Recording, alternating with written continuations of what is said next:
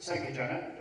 Really interesting talk. I'm not a clinician, and when I hear the term eating disorder, I tend to think of the conditions that you've talked about this evening: anorexia, binge eating disorder, bulimia.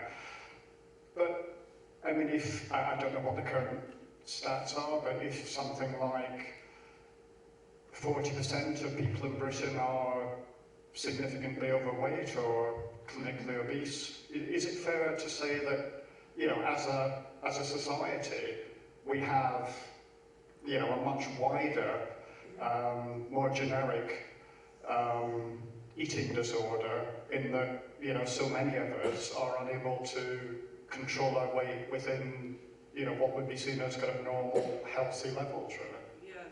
Yes, I think that's right. Well, we know that people with obesity, about 30% have binge eating disorder, but as you say, they might have the diagnostic classification, but it's probably a big variation. And so it is a big variation in how we as humans deal with our food environment and the rest of our environment, and we've been designed in different ways to manage it.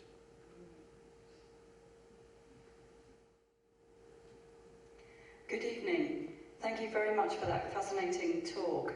I'm a GP working about 25 miles northeast of here in a market town called Louth, which has a population of about 12 to 16,000 people, and I was fascinated to see your statistics on the increase in anorexia nervosa over the COVID outbreak, and that's been exactly our experience lived out seeing patients, and it's been extremely challenging because the service levels of provision for them at specialist level has not rapidly expanded by 15% to meet that sudden increase, which was unanticipated. But looking at the treatments and the experience of these people, it's all very traumatic. And I would love to believe that there might be an perhaps as yet undiscovered brain neurotransmitter that these people might lack. And if you could only give them that, maybe the treatment of this condition would be absolutely revolutionised. And I wondered what your thoughts would be. Yes, well, I think that that's what the genetics and these other research might be opening up. So, indeed, I didn't put one new thing that's been started in Germany, and Switzerland, giving metroleptin. So leptin does the opposite to what you'd expect you'd need in anorexia. But what they found, so this is a leptin-type analogue, and what they find is it reduces some of the compulsive exercise, reduces the depression. The studies have only been, case reports, little case series, 3 girls and then 1 male. And so, I didn't want to give it you because it is, but there's the possibility. So that you're exactly right. And similarly for binge eating disorder, there's ghrelin-like analogue, and that has been tried in binge eating disorder. So another gut hormone, which is used in diabetes. So I think things. I'm sort of so thankful for the parents who said, try the genetics and really put their money where their mouth was, and enabled, because there was a time when anorexia was just thought of as all environmental and, not biological at all. And so it does open up those possibilities. And also, of course, the psychedelics act on different neurotransmitters than the traditional antidepressants. So that's why they might be helpful.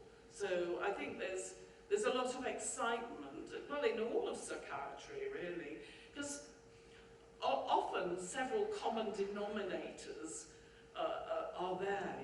Loneliness and isolation are common across a lot of disorders. Anorexia does have the brain getting knocked back more than the others, but stress does produce problems in the brain, but not as much and as big as what we see in anorexia. And I think it is optimistic we can perhaps have new treatments. Thank you for that. Following on from the doctor's observation, I just wonder whether there has been a demonstrable reduction in eating disorders as a result of the relaxation of the COVID restrictions? Yes, I don't think we're seeing it just yet, because we've only just in that phase, aren't we? But that will be an interesting thing to be looking out for.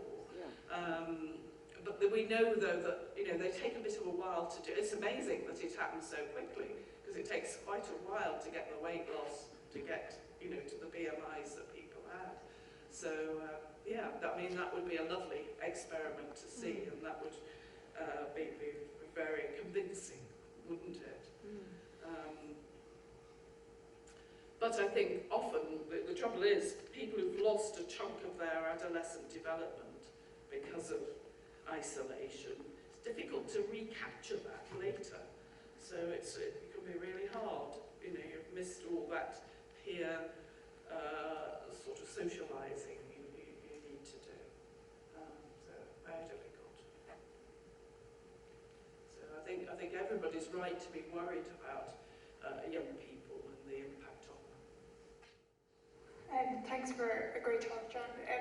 On one of your slides, you had the community piece, and one group that wasn't in there was normal weight. I think on that list of risk. Yeah.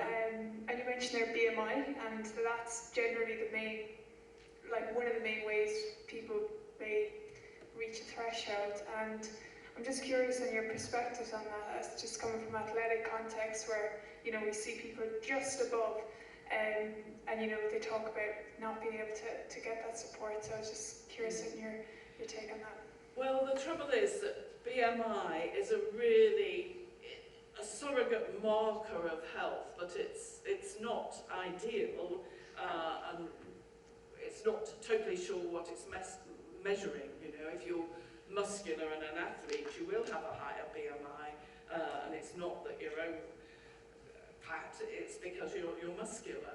So, I mean, there's a move away from using BMI as such a marker and such an entry into treatment, but it can be useful as one of the risk markers, but it isn't the be-all and end-all. Have I answered your question, or did you have another angle on it?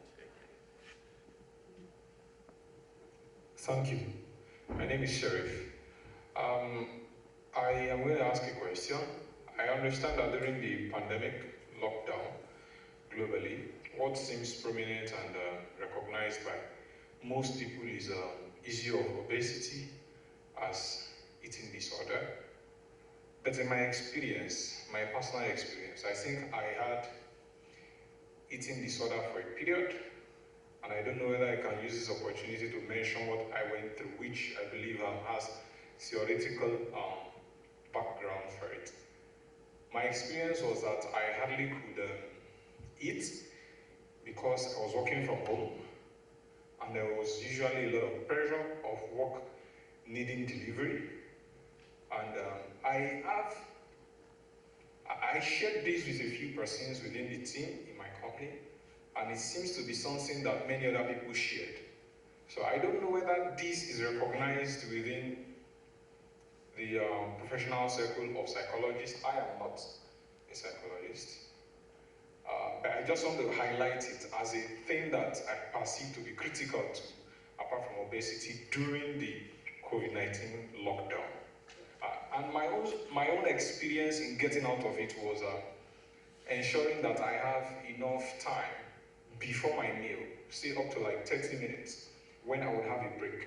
So the work pressure and the I don't know whether it's hormonal feeling, sort of, the gush of work pressure would be off the body before I get to it. Then another thing I experienced was because the food was prepared at home, I was already used to perceiving the odor before it comes out. So I didn't really get to enjoy the food on time. But over time, due to that solution I suggested of me being out of work for about 30 minutes before picking the food, I realized I was able to eat. Thank you. So, I mean, if I heard you correctly, my hearing's not really, you lost weight. You had a poor appetite during lockdown. Yes. Yeah. And I think people, but we know that another group has said that, the quarantine 15, the 15 people gain.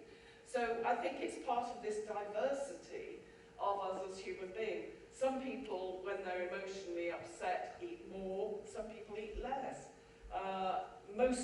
The majority do eat more in our society, but there's definitely others who do eat less, and we know that animals, if they're stressed, eat less, and etc. We have certain strains of rats, so yeah, we don't understand it, but thank you for that. It is interesting to see the diversity in response. I guess maybe it's a sort of case where there's some mixed methods or sort of qualitative scope to find out exactly what was going on. Is there anything like that happening to try and understand why there was this big wave and what the different contexts and factors? Yes, I mean, it'd be nice to genotype everybody. Yeah, you do so much. But you need the funding to support that, of course, and that's a shocking number that you put in your talk, how little investment there is into such a huge problem. So, Beat did a good job. yeah, so thanks very much again.